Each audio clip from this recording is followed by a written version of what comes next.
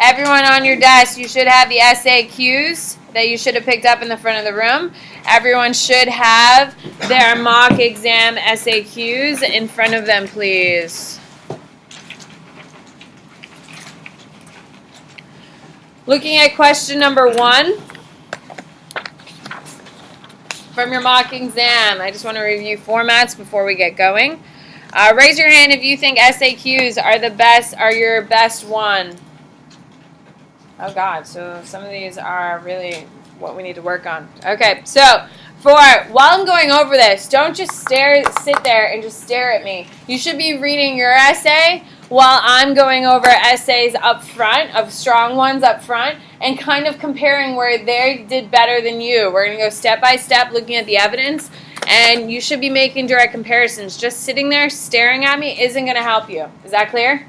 Each question is worth 2 points. 1 point for getting the correct answer, 1 point for the evidence, 2 points per each, 2 points for each of the 3 sections. Each question is out of 6, I believe. Everyone understand how the math works? Okay, so, Greta, can I have your number 1, please?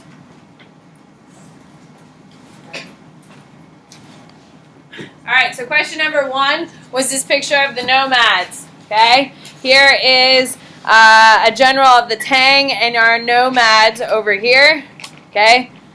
Nomad, Tang, okay? We have all of that. So, identify and explain one way in which the interaction depicted. Man shows the left is your Tang, Chinese general mating with the nomads from the frontier of China. So left is that guy, that is your Tang, that is your nomad. So what can you depict already from the image? Who's wealthier? Who's doing pretty damn well for themselves? The image shows on the left a Chinese general of the Tang. Left is this guy. The nomads are here. Nomads are doing well. Why are the nomads doing well? What do you got, Abby? They're raiding and getting a bunch of stuff, and they're also facilitating some trade. Can we agree? So keep that in mind. Some people are getting very confused by this. Identify and explain one way in which the interaction depicted in the image represents a continuity in Chinese imperialism. Here we go. So, one way in which the interaction depicted in the image represents a continuity in Chinese imperialism. Imperial history is the Chinese control of trade in East Asia. China was a major trading power along the Silk Road because they provide silk, a good, expensive, and high in demand, making China powerful and wealthy. The general depicted stands above the nomads kneeling at his feet because he has more power. It's perfect. Okay, what else could you another continuity, explain another continuity. Another way in which the interaction depicted in the image represents a continuity in Chinese imperial history is the Mandate of Heaven. The Tsar created the Mandate of Heaven in period 1, which said that the Chinese rulers were given the divine right to rule, making the Chinese think that they have the power of the gods behind them. The nomads bow to the Chinese general because he believes he is supported by the gods. It's perfect. Straight to the point. There's no fluff. Can we agree? The first sentence is restating the prompt. Second sentence is restating. The first sentence is restating the prompt and telling what the answer is. Second sentence is answering, explaining what the answer is. The third sentence is providing your evidence. That's all you need is 3 sentences, people. Some of you may go into 4 if you have a ton of evidence or if you're really excited about the damn prompt, but cool. You should do it in 3. You can absolutely do this in 3. C, you're looking for a change that's going to occur with the nomads. C, one way in which the interaction between Imperial China and Central Asian nomads changed after 1100 CE is the invasion of the Mongols, Central Asian nomads in China. The Mongols took over China and formed the Yuan dynasty and regulated the Silk Road in Chinese culture, for example, by forbidding Chinese to marry Mongols, enforcing Mongol hairstyles, and forbidding Chinese hairstyles. Does she know what she's talking about? Is it clear? Is it clean? Very straight to the point. Greta, nice job. Jackson, can I see your number 2? You should be looking at your answers so they compare to hers.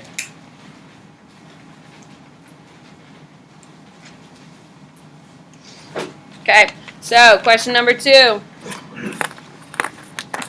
Looks like this. You had a passage, okay, talking about the importance of the relying of on the relial of agriculture. Okay, identify and explain one historically significant example of the intensified land use in period 1450 to 1750. That's period 4, by the way. So, number 2, An example of intensified human and land use in 1450 to 1750 is that it supports the idea that agriculture changing in biodiversity in the second agricultural revolution, occurring around the same time as the Industrial Revolution and the second agricultural revolution, based on the population, but also down in the variety of food. The tactic of pesticides and superseeds was now the most effective in Africa and allowed the flow of and the growth of wealth. Sure. Okay. Terrible handwriting, but yes. Okay. Does he know what he's talking about? Yeah. Hello? Yes. You do need to watch that handwriting, hence why at the top of his page, what does it say? Handwriting. Here we go. So, part 2. Pre-1450, dependence on agriculture. So, before 1550, agricultural revolution occurred in period 1 and 2, called the Neolithic Revolution. In period 1, the domestication of animals and plants led to a decrease in small grain pasture land and an explosion in the something, whereas humans were ability to grow food where they are. The significance of this trade in small grasses in the area led to human agriculture, and this practice is seen by techniques that the entire area made, blah, blah, blah, blah, blah. Your handwriting is atrocious. And I'm clearly rushing to get through it. Number 3, 20th century developments. Okay. A late 20th century development that most likely that included the interaction of the author and explore the agriculture was the advent of the genetic modification allowed humans to grow exactly what they want and plant to produce more of those yields and create more genetically modified food. Fine. There you go. Terrible handwriting, but good answers. Question number 3, talking about industrialization.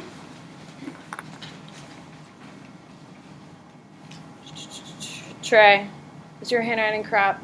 No, it's not. It's not terrible. As he also has a handwriting component on his. Can you pass that over? Can't catch a break here.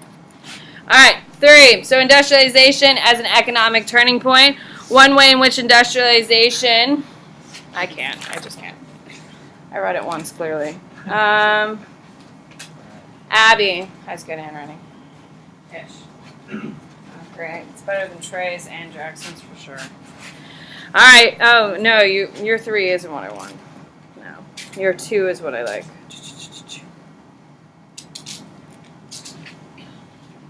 Trey, Ryan. Rebecca, how's yours?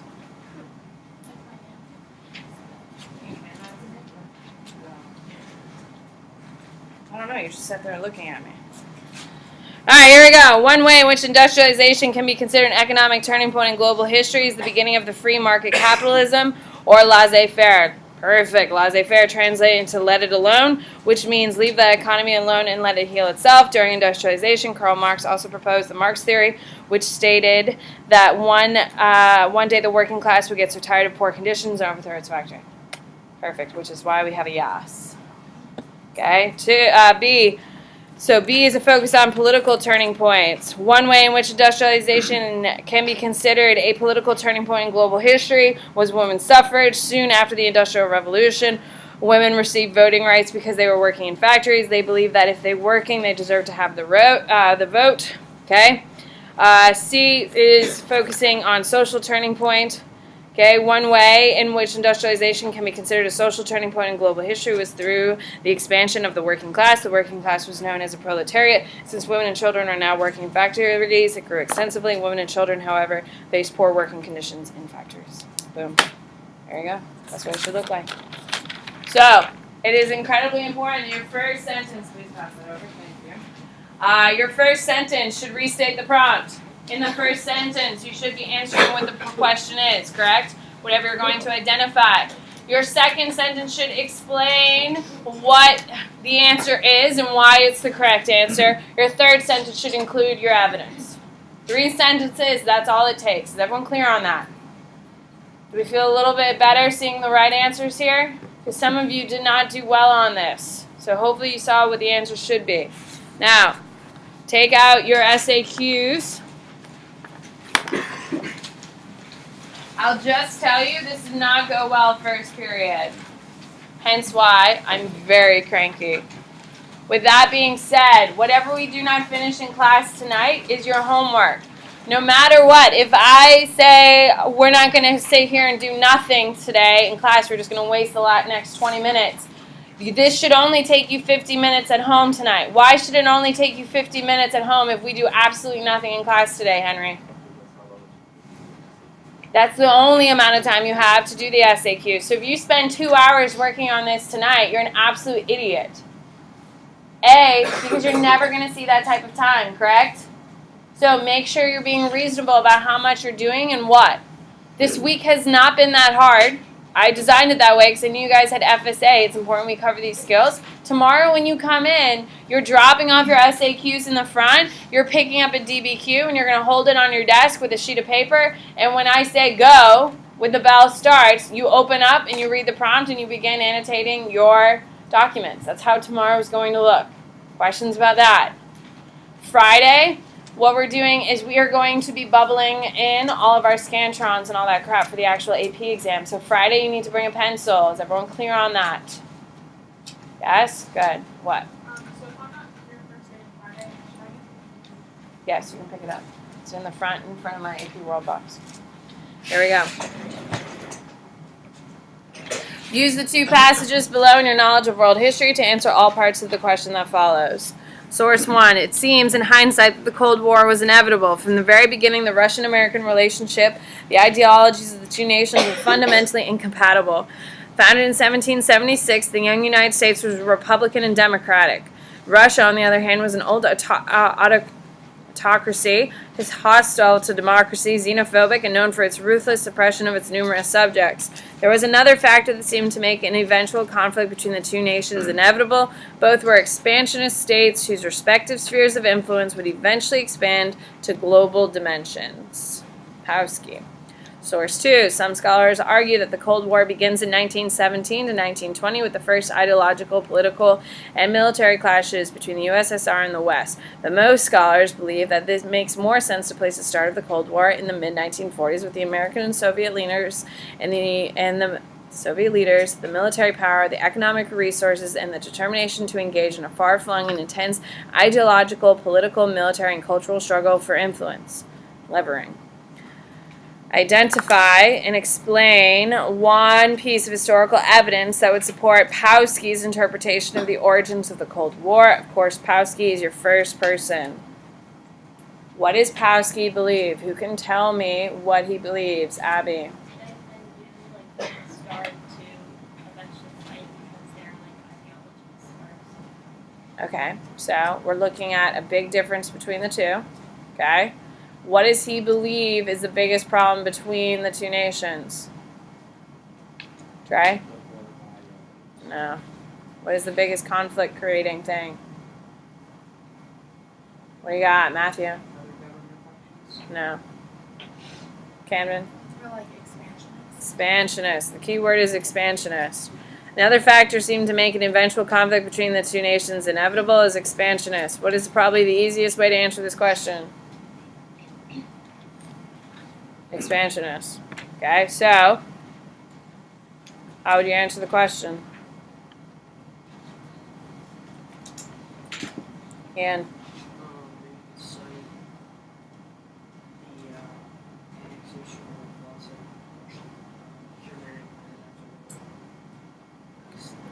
Be careful, because he's trying to argue that it's been historically around the whole time, while the other one is arguing could have started in 1917 and 1940. So in order to really support your guy Powski, you can't pick something in the 1900s or close to World War I and World War II. Because that's what he's arguing. It happened so far ago, you have to go back historically. You have to answer the prompt. He's asking, the question is asking to support Powski. Powski says this is inevitable. It's always been coming. So you have to pick something that historically predates World War I, World War II, because that's what this second dude's arguing. Do we see why the importance of that? You have to answer the prompt as it lies. Greta. Yeah, but how is that going to upset the Russians? You got to tie it to the Russians here, people. Or the Russians to the Americans. Expansionism is the expansionism. However, what is one way they expand? What is one way we expand? How would that cause a problem? Garrett. Well, sorry. For Russia expanding, It's only week 31. For Russia expanding, you just talk about like the Crimean War and how Russia went to conquer the Caucasus Mountains, and then were eventually defeated by England and France. Like Russia, like the conflict of interest. How does that affect the United States? Cool. Me neither. Jackson.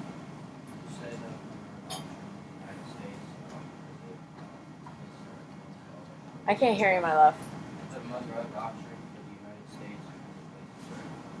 That's actually not terrible. All right, what are we going to use it for? Why would that upset the Russians? Because we're looking at the relationship of the clashes between the two. Why did we use the Monroe document to justify that would piss off the Russians?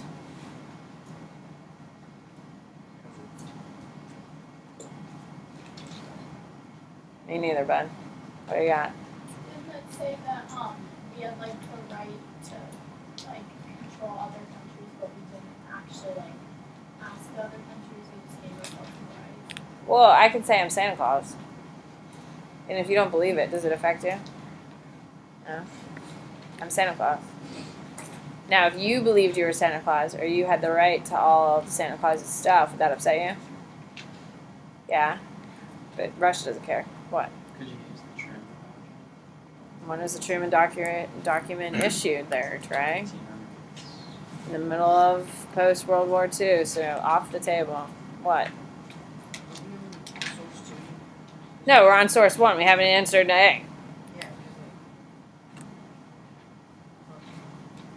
Guys, what is something that we expand into that would piss off the Russians because it's close to Russia? Think about U.S. expansion that is close to Russia. Lily. Okay, what about it? United States is in a sphere. It's not. United States did not reach into Russia. Where were we, though? Japan during World War II? No. We had influence in Japan. Are you going to cite that?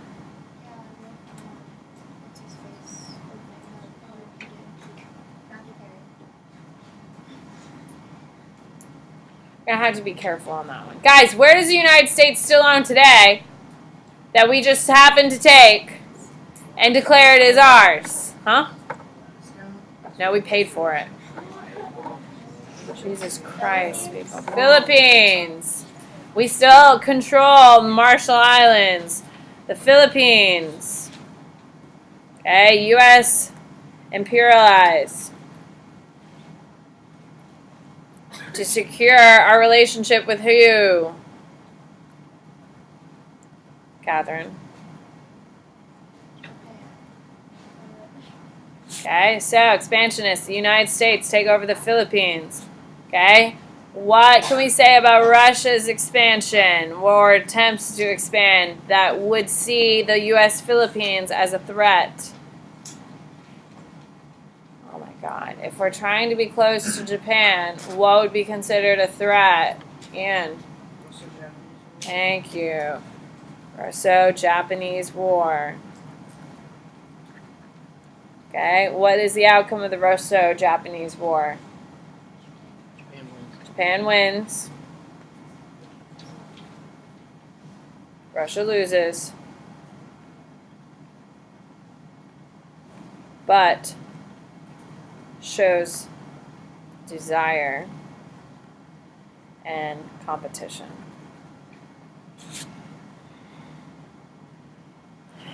B, identify and explain one piece of historical evidence that would support Leverings, who's the bottom dude. What are some conflicts that Levering? Okay, what does Levering believe, Lily? That the Cold War began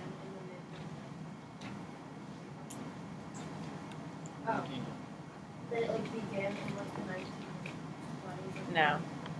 Again, Henry. In the mid-40s it began. So what proof can we say that would support that? I've already talked to Catherine. I already talked to Ian. I already talked to Will, even though I care and called him Garrett. Henry. Even though Russia there's Oh, okay. What would be a good piece of evidence for that?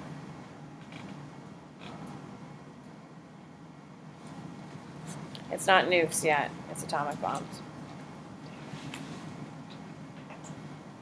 Okay, how would the atomic bomb cause conflict between the U.S. and Russia? Tanner. Because the war could have ended a lot earlier because the U.S. could have used it on Germany, and a lot of Russians couldn't have died. Russians wanted to use it to help them. They didn't know. And what are we going to use as evidence here? They got Trey. Or didn't you say that it could have prevented the Battle of Stalingrad? Yeah. Could have ended Stalingrad faster. But what is really the best answer here, Abby? Manhattan Project. Why is the Manhattan Project the best? Because it's its name. Okay. Stalin did not know that the Manhattan Project was going.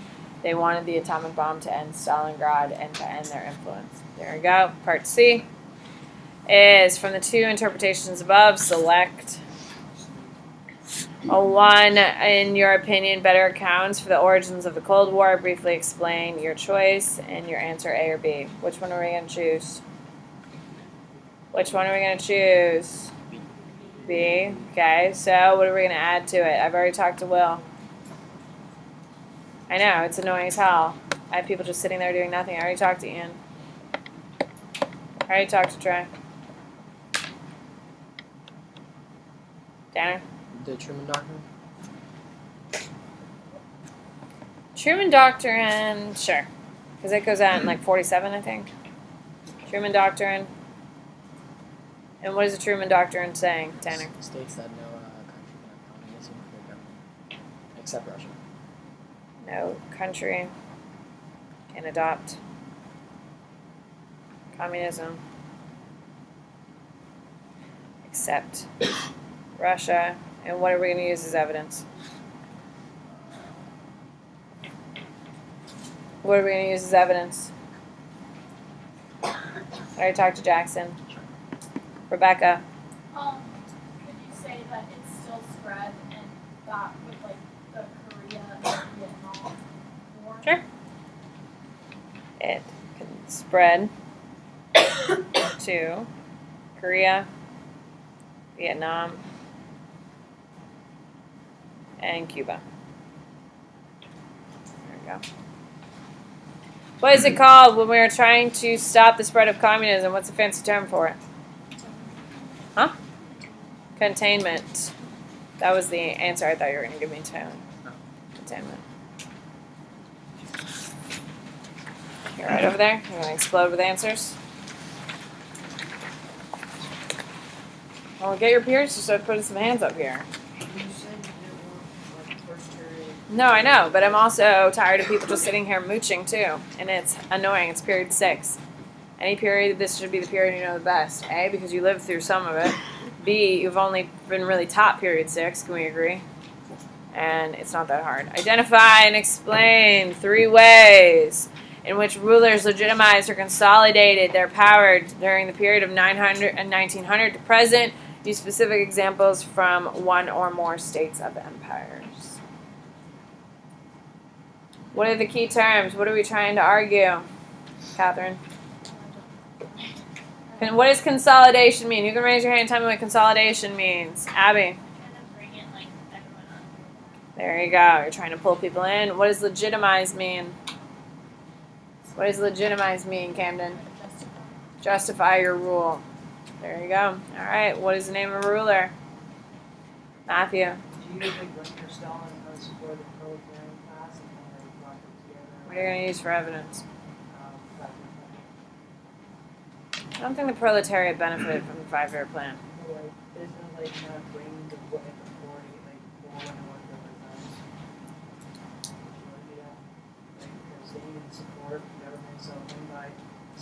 he is supporting the weak is, The working class. yeah. Who you're gonna pick, Lenin or Stalin? Doesn't matter who first, it's all Lenin's gonna be better at unifying the middle class. This is kind of a tricky one. Lenin. Say it again, Matthew. Oh, he had a unifies the proletariat, different in the 5-year plan. So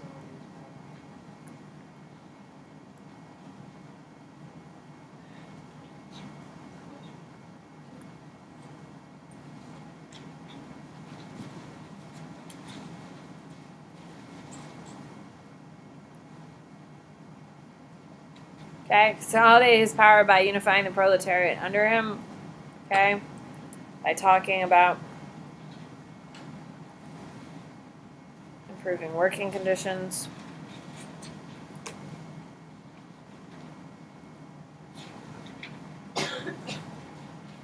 Pay. Factories. So what does he do? What's our evidence here?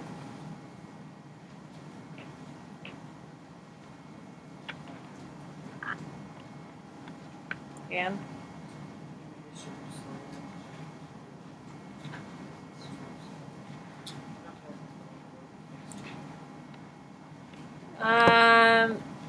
He does do that. He redistributes land.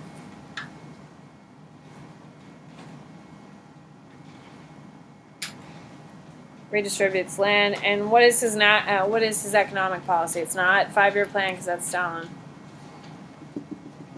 What is it? New economic policy.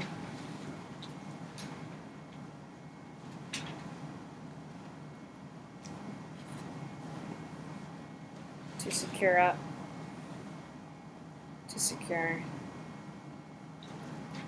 their position. Does it work? Yes. Fails. Slowly. There. I'll put it in slowly. Yeah, it does a terrible job. Well, and the middle of it, he has a civil war that's going on for 4 years that, 30 million Russians die in. So it's kind of hard. All right, who else? Can we do an easier one? Evelyn! Yes! I got a fresh face! Well, wait, so it doesn't have to be successful, it just has to be an attempt? Yeah. Because I could say, didn't you say Gorbachev with last year's administration Why are we fresh and fixed today? Yeah, I mean, it would work. But keep in mind, the prompt does says use specific examples from one or more states or empires. So Gorbachev is actually a pretty damn good answer. I like it better than Lenin. Where the hell were you for that one? All right, what do we got? I've talked to these people. Oh, Michael, I got a fresh face. Who? Ronald Reagan. What about Reagan?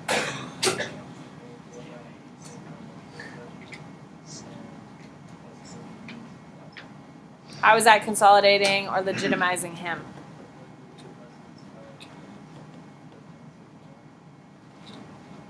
I would say no.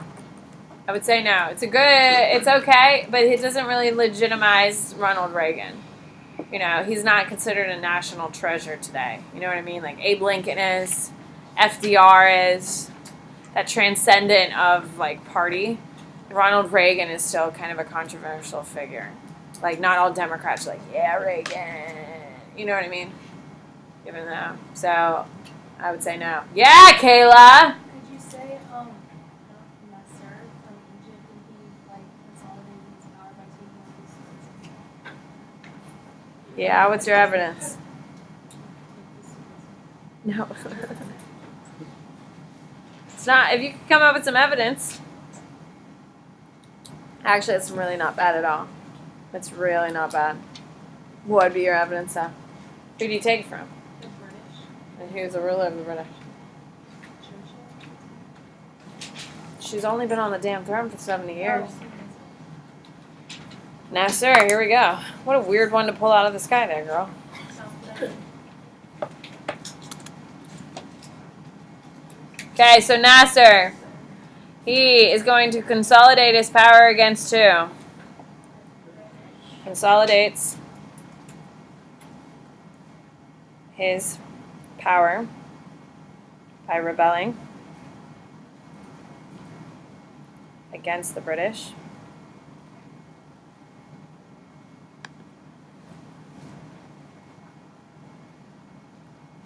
In Egypt. Okay, big piece is takes the Suez Canal.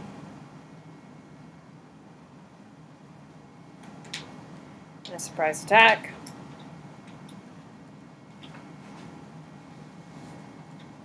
Catching Queen Elizabeth II off guard, causing economic changes worldwide. Why does it cause economic changes worldwide? Why, Abby?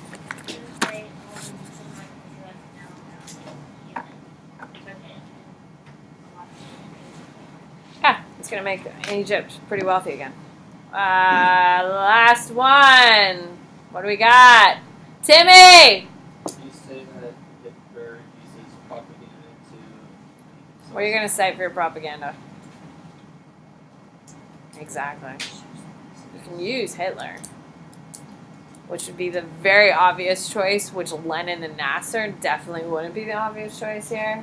Give me something else. I haven't talked to Rebecca. What do you got? Could you say Nelson Mandela dismantles the apartheid in South Africa? Is it going to be consolidating or legitimizing?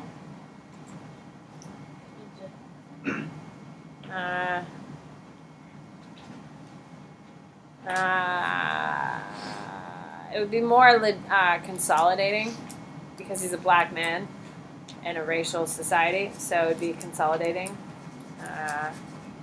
You need a little more evidence. What? I can I was even do like the rugby game and how he legitimized it by putting like Africans and British in like the same thing, waiting for like the teams together. And what is the name of that team?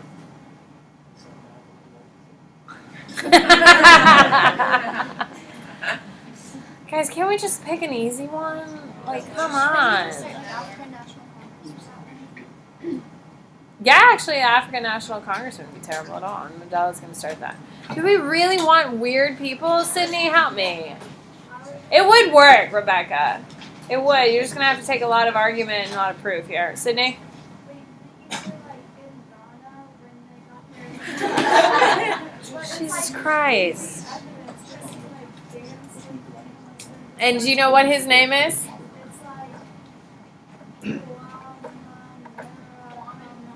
Seems very, Natalie? Could you say, same thing, shouting?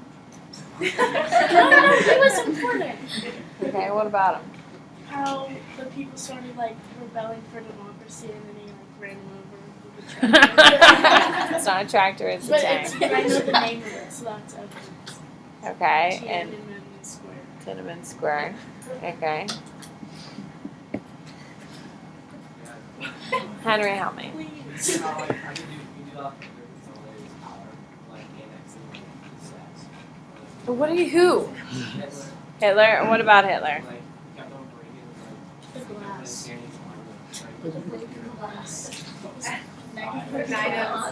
Crystal knot. Hitler.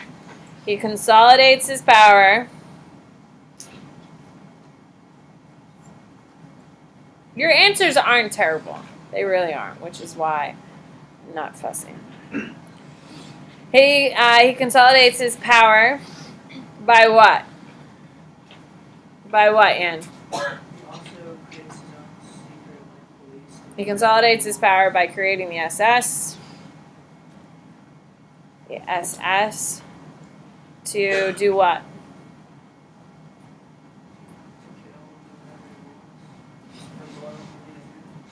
To manipulate, terrorize, and control the people of Germany.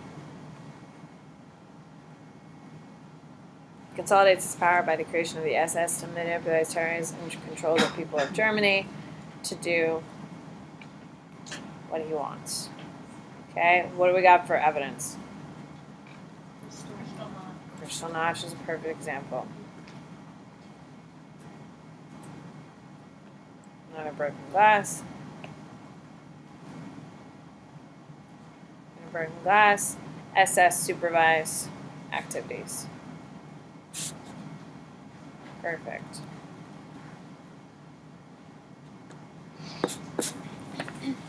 It's actually not bad. I'm kind of impressed by the people you know. What? For this topic, if you did handler, you could choose separate. I wouldn't. I wouldn't, because it specifically says use specific examples from one or more states or empires. So I would use one person each. I mean, the more I'm thinking about, Evelyn, who was the dude you suggested? Gorbachev. I mean, that would have been a better one than Lenin, for sure. For sure. I mean, Lenin isn't awful, which is why we did it, but Gorbachev would have been a better one for there. I wouldn't use a multiple, because it just shows you don't know much more, Jackson, as you're talking to Henry. What? Like in general, with all the SAQs, can you use like the same like bits of evidence for like multiple like questions? You're not supposed to. You're not supposed to. No. Because if you have the same person reading all four, then they're going to be like, this is stupid. You only know one thing about history. All right, answer all parts of the following question by naming Hitler as Reich Chancellor. You've delivered upon our holy fatherland to one of the greatest rabble-rousers of all time. I solemnly predict that this accursed man will plunge our Reich into the abyss and bring our nation into inconceivable misery. Is this a positive or negative about Hitler? Yes, this is very negative. And it's a letter to President Hindenburg. Identify and explain one piece of evidence that would support Ludendorff's interpretation. Now, it is important. Does the Holocaust hurt Hitler? No. If you write the Holocaust, you are completely wrong. The Holocaust is a terrible, terrible, horrible, no good, very bad thing. What I am saying is it doesn't hurt Hitler, it doesn't hurt Germany. So you have to make sure you're answering the prompt. What do we got? Natalie? The Nuremberg trials after World War II was over, and put all the Nazis on the stand, and then get in trouble. I think Germany's already in trouble since they lost the war. Millions of Germans die. I'm going to say no. Too late. Give me something earlier. What do we got? Tanner? Oh, no, Benji. Sorry. I talked to you. I haven't talked to Benji yet. Is it Operation Barbarossa? Yes! Operation Barbarossa. And what is Operation Barbarossa, Benji?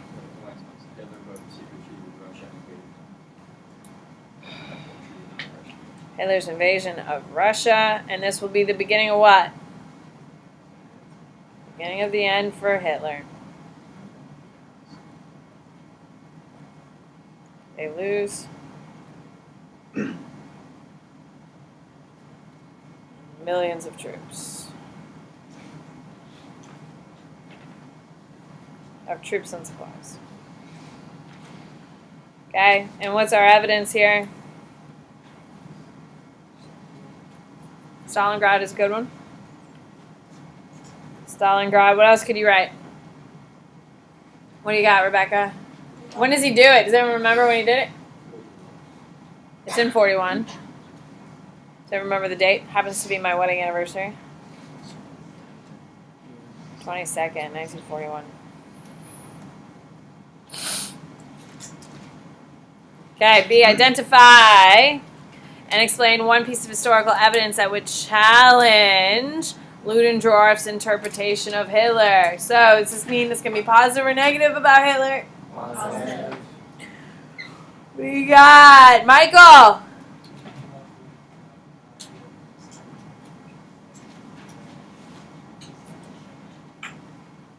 How is that going to help Germany?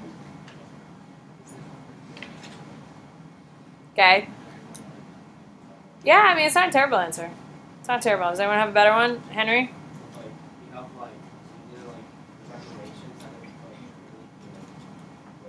Okay, what are you going to use for evidence of that? Okay, no. He improves Germany. Can we agree? He improves Germany significantly. Can anyone give proof of what he does? Try. When you bring all the countries together and you make something with Germany, Slovakia. Okay. And what is going to be your evidence? Yes. Okay. Because of Hitler's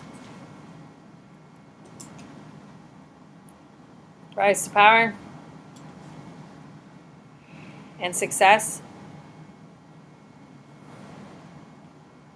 in Germany, Hitler is given Czechoslovakia in Czechoslovakia by the French and the British.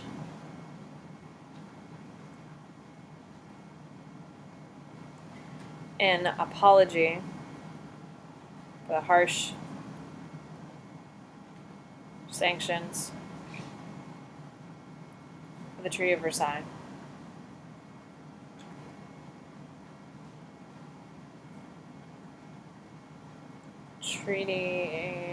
No, it's not treaty. Hello. The Munich Conference. Huh? Mm-hmm. Munich Conference. Appeasement. There you go.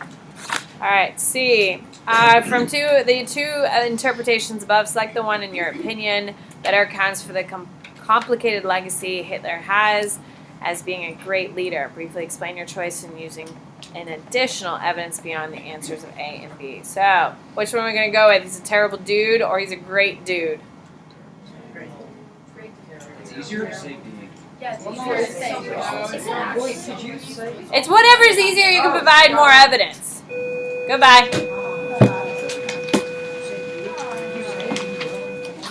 I am impressed, I will say. I am impressed by your number 2. The people you were throwing out there, I was impressed. You guys couldn't give me an easy one, but I was impressed, so nice job. Goodbye. Remember, you have to finish these tomorrow. You have a DBQ in class. Goodbye.